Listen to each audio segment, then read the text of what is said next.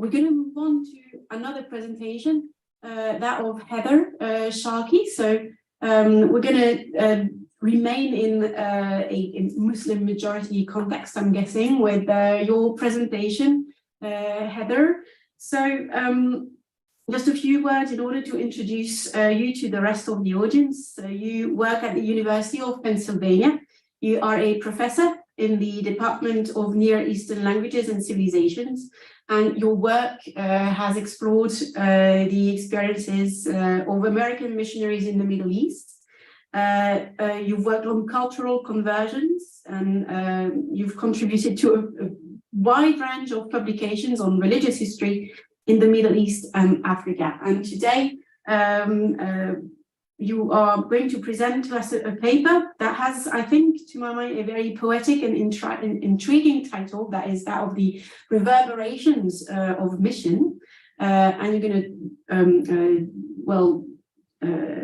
explore the lives and the works and the experiences of American Presbyterians and race in Egypt, the Sudan, and the United States. So again, a multi-located study, I'm guessing. So Heather, the online floor is yours as well for 25 minutes. Thank you. Great. Good morning, everybody. Can you hear me okay? Yes, that's perfect. Thank you. Great. And I have a few slides to put up, okay? So I'll share my screen. Yes. Okay. Give me 1 second. Can you see that? Yes. While Heather is putting her slideshow, Omar has just written in the chat box that if we have some questions for him, we can ask him questions in the chat so that I can start answering them, or at least make a list of them to answer later, since he is not sure he's going to be able to stay until the end of the day. So thank you for doing this if you have questions for Omar. Heather, I'm going to leave you talk, let you talk now. Thank you. Okay, thank you. Okay. In 2004, I was deep into my research on the history of the American Presbyterian mission in Egypt when I had the opportunity to meet 3 retired missionaries. Their stories and their accounts of the mission influenced me as I wrote my book called American Evangelicals in Egypt, Missionary Encounters in an Age of Empire, which appeared from Princeton University Press in 2008. I'll tell you about these 3 people briefly, the people I met, because I'm going to be mentioning them during my talk. The first was a man named Donald Black, whom I met in Philadelphia at the Presbyterian Historical Society, where he volunteered with organizing its wonderful archives. Technically, Donald Black had not been a missionary, but was a mission executive who in the mid-20th century coordinated the work of the United Presbyterian Church of North America in Egypt, the Sudan, Pakistan, and Ethiopia. Donald Black also became a civil rights activist and participated in voter registration drives among African Americans in Mississippi in the 1960s. I met the 2 others during a trip to Pasadena, California, where many Presbyterian missionaries had retired. One was a woman named Marjorie Dye, who played an active role in literacy, health, and other social service programs that American Presbyterians supported in Egypt in partnership with the Egyptian Evangelical Presbyterian Church and the Egyptian government. And she did so from the 1950s through the 1980s. The third person was a man named John, or as he called himself Jack Lorimer, who was born in Egypt to missionary parents and served as a missionary there himself from 1952 to 1990. Lorimer had a nuanced understanding of the American mission in Egypt from its foundation in 1854 until its dissolution in 1967 after the 6-day Arab-Israeli War. All 3 of them wrote about their experiences in books and articles, and so I learned from their publications as well. When Noura Gnavo and Maud Michaud invited me to participate in this conference about race and missiology, I recalled these 3 people. Black and Lorimer had thought about race a lot and about how legacies of slavery had affected Presbyterians in the United States and the Nile Valley. Marjorie Dye did not write about race per se, although she did write about women in a period when American Presbyterian women were gaining new rights, above all from the mid-1950s, the right to become ministers or priests in the church, And when women around the world were gaining new reproductive freedoms, thanks in part to the birth control pill, which she helped to distribute through clinics in Egypt.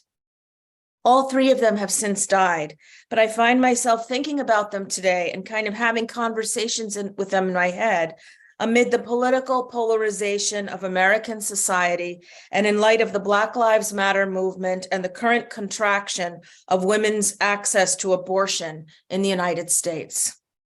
The title of my talk, The Reverberations of Mission, American Presbyterians and Race in Egypt, the Sudan, and the United States, signals this awareness. Missionary encounters reverberated across time in many directions, as we can see by studying Presbyterian experiences in the United States, Egypt, and the Sudan. These encounters reflected and affected how race, racism, and its legacies worked, and in a connected way, how the dynamics of gender, sectarianism, and social class worked as well. In 1854, American Presbyterians started their mission in Egypt, and in 1898, they expanded to the Sudan. From then until decolonization in the mid-20th century, the experiences that they had in the Nile Valley and the social practices and attitudes that they observed changed their views in ways that reverberated into the American communities that sent them.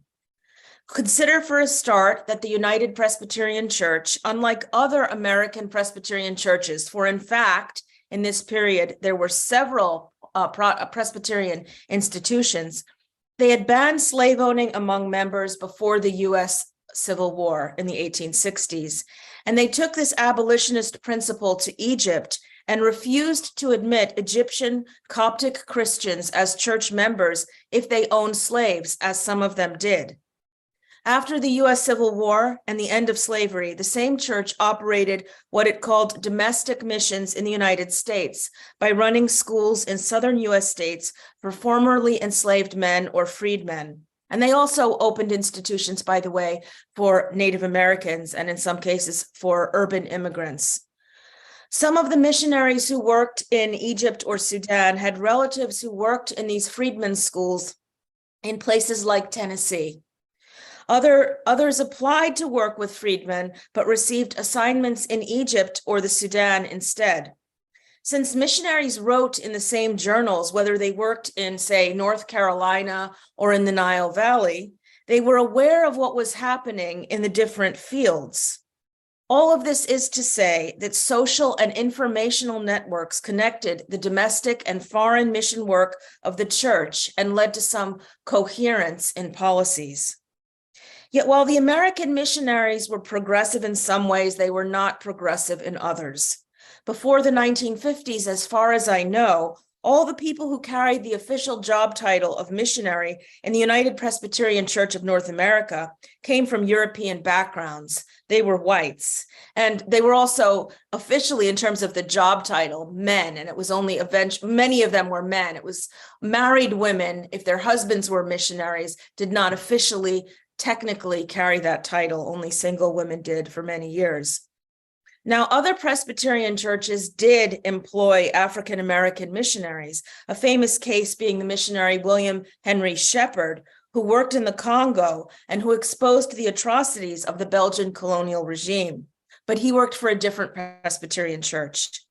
And while missionaries in Egypt and the Sudan opposed slavery strongly and sometimes took rescued slaves as enslaved people as orphans, as they did with a group of 12 girls who had been trafficked through the Sudan into Egypt in 1887, they rarely encouraged social mobility among people from enslaved and other marginal backgrounds, such as the children of unmarried parents.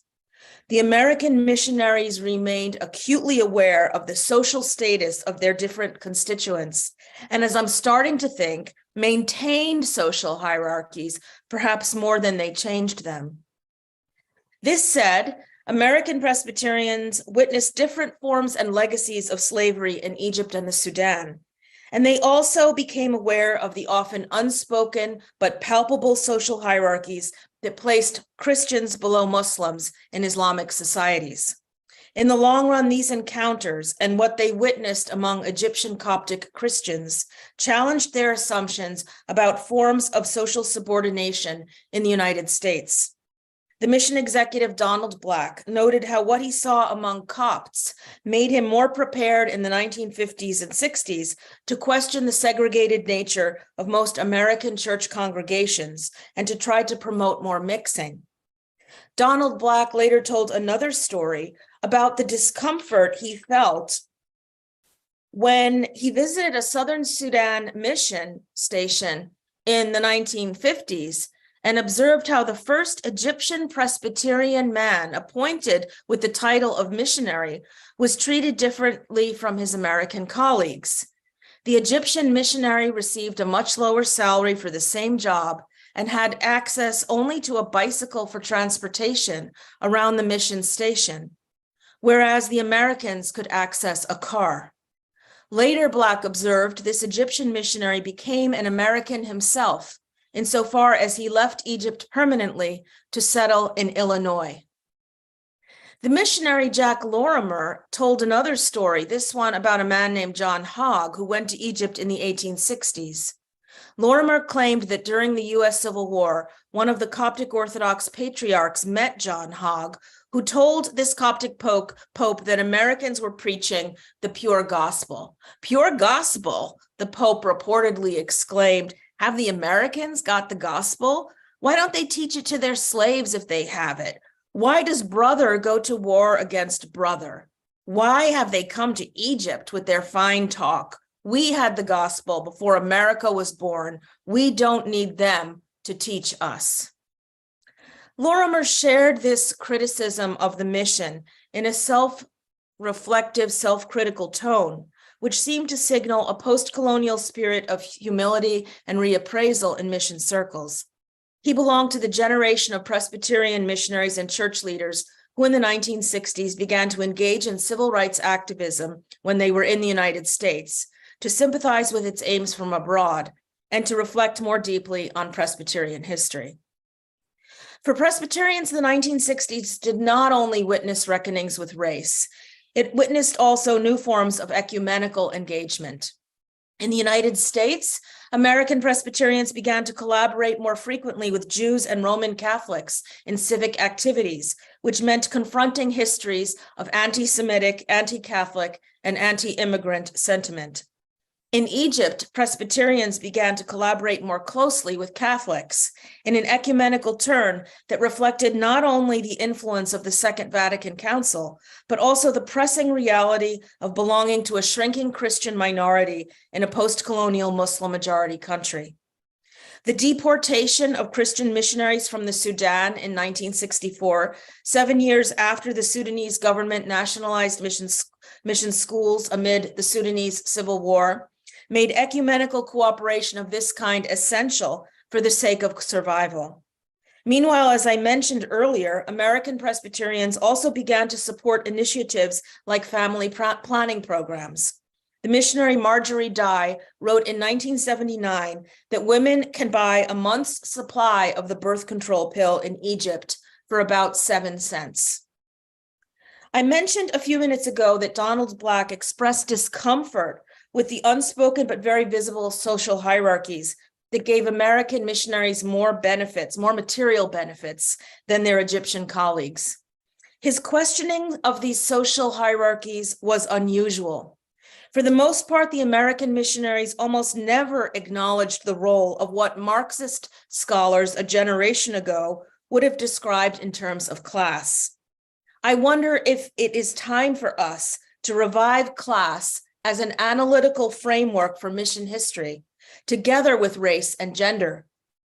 For although they came from relatively modest backgrounds in the United States, and a lot of the missionaries came from backgrounds from farming communities in Midwestern states like Kansas, Illinois, and Missouri, the missionaries were sometimes very elitist once they got to Egypt and the Sudan, modeling forms of exclusion.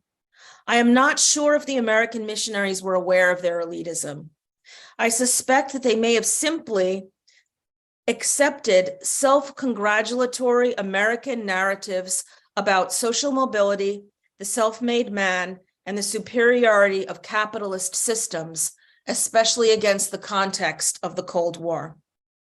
Let me give one example of what I mean, and this example comes from the recent PhD dissertation of Myrna Wassef from the University of California, San Diego.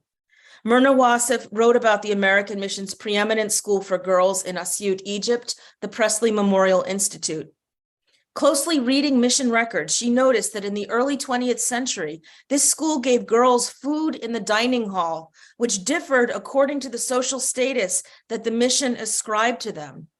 Girls from wealthy or good families ate meat, while girls from poor backgrounds got vegetarian meals, mostly centered on beans. The poor students also had to do chores for the school, such as cleaning.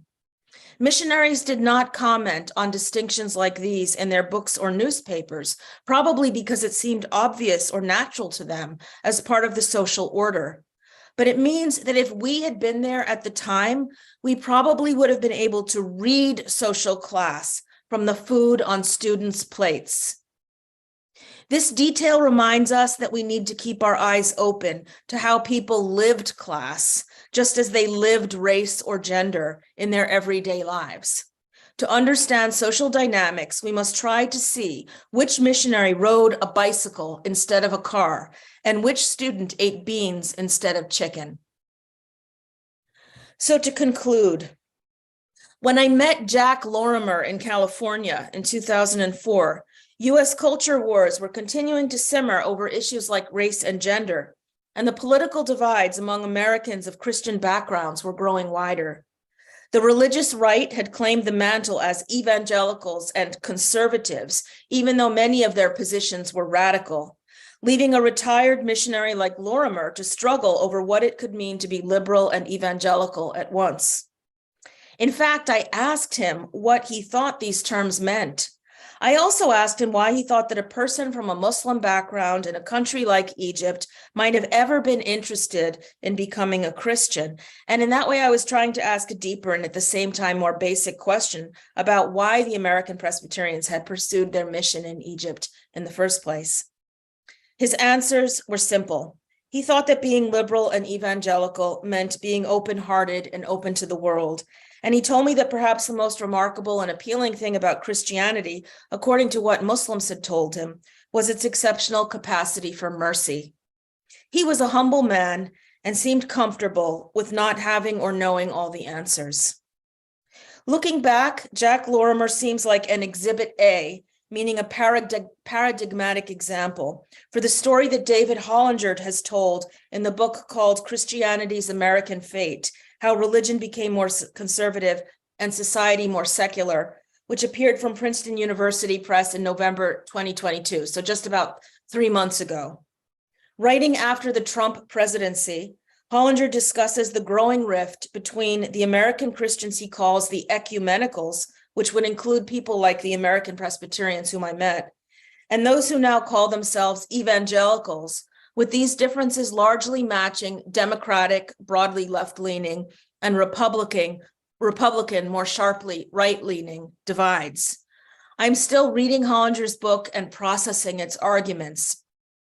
But a striking conclusion relevant for our conference here is his claim that, quote, evangelicalism created a safe harbor for white people who wanted to be counted as Christians without having to accept what ecumenical leaders said were the social obligations demanded by the gospel, especially the imperative to extend civil equality to non-whites.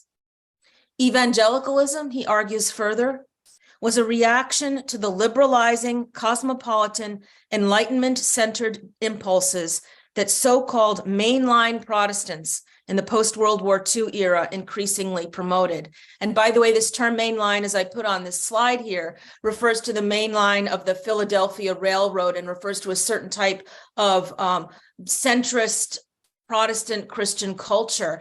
And I just wanted to point out, I'm in the main line with you now. This is where I live. I'm on the main line and you're looking at it through the window here behind me.